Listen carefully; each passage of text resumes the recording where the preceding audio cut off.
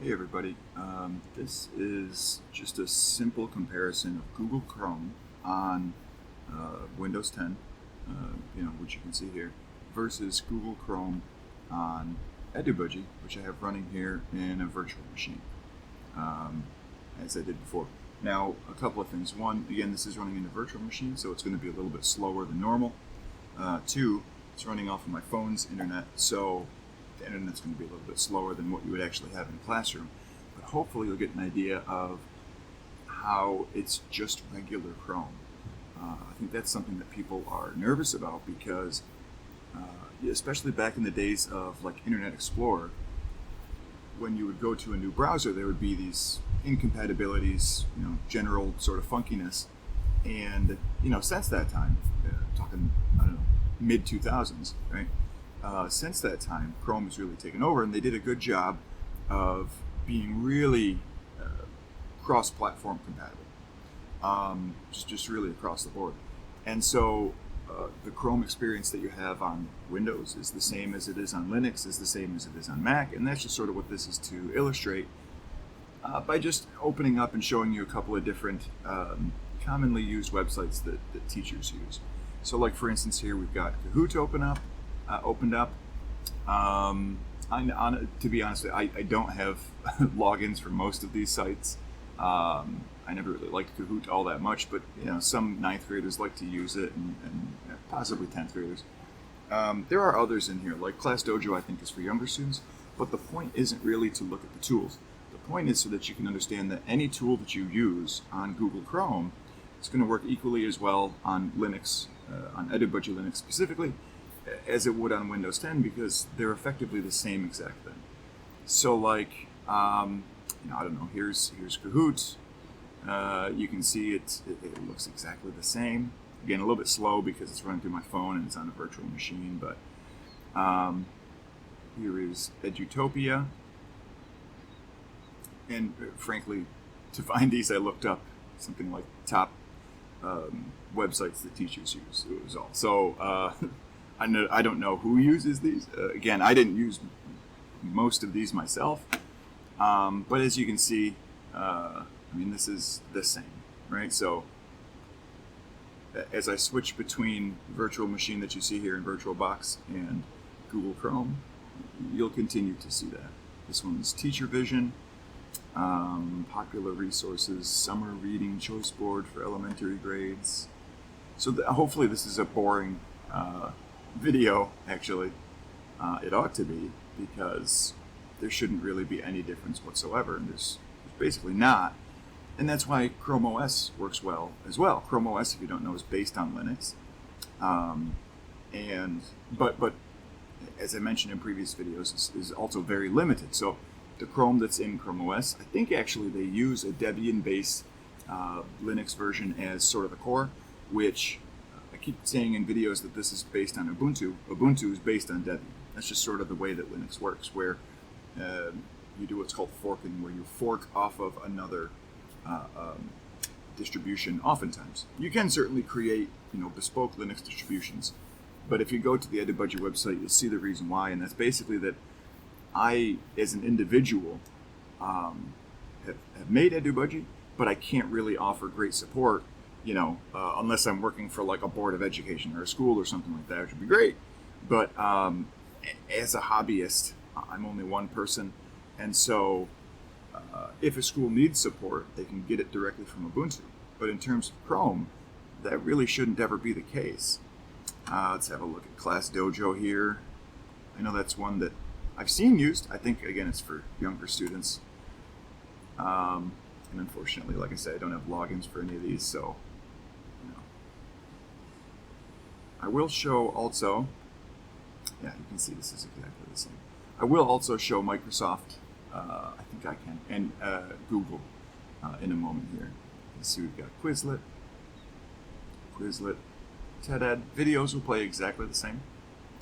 YouTube videos, TED videos, TED-Ed videos, those will all play exactly the same. The interface is exactly the same between Chrome, and of course, YouTube is owned by Alphabet, which is Google, and again, Chrome OS is owned by Google and Alphabet. So they've gone through and made certain that their Linux offerings are equally as functional as their equivalent Windows offerings, but it's a common concern. That's something where people will say, oh, well, can I do all the same things that I would do? And since I would say for most high school teachers, probably 90% of your resources are found simply through the internet. It's an important thing to highlight, I think. So, as you can see, this is just, they are the same. Let's have a look really quickly here at, I'll pull up some of my own personal Google Workspace type stuff. Again, apologies for the speed. That's because it's running in a virtual machine and through a cell phone as well. And so it will be faster when it's natively installed. But when it's natively installed, I can't easily do these comparisons. Not as easily as I can with this system here, with this setup here. So you can see Google looks exactly the same way that it would. You open up Drive, it works the same way. Let's see. If I open up, this is a .txt, so this won't really show you. Let's see here, the teacher one. I think I have some examples in here of docs and things like that. So this is Google Sheets within Google Chrome and on EdUBudgie Linux. And again, as you can see, it's just normal Google Sheets. A little bit laggy because of the setup that I've got. It won't be when it's installed natively. Google Docs will be the same way. I have no idea what these things are, by the way, so hopefully it's not anything that matters. We'll see in a minute here. Yeah, this was an example article that I had. And again, because it's all based on Chrome, these are exactly the same. Now, I do have a Microsoft account, but I don't know that I've ever used it. Sorry for the noise, by the way. There's a barge going by. Hopefully y'all can hear me fine. Perfect timing for these folks, obviously. Let's see here.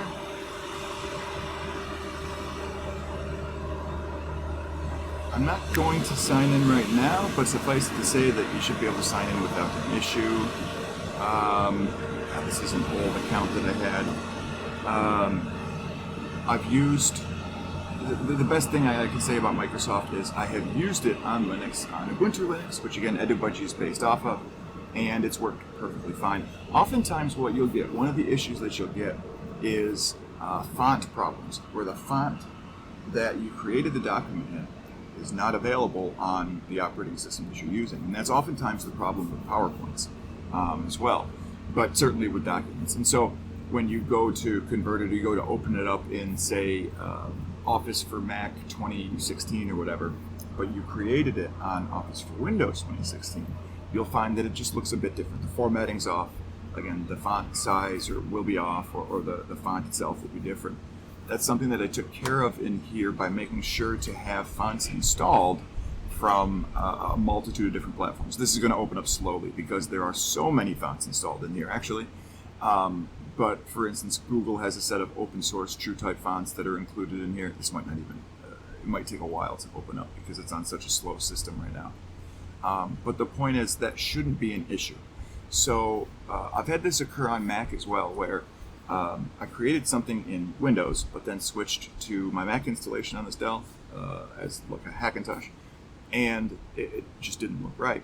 And so I went back and installed the Microsoft TrueType fonts, closed and reopened that same document, and it was perfect. It was perfectly fine. Yeah, this is going to take forever to open up because it's a virtual machine, so we'll just leave that one be.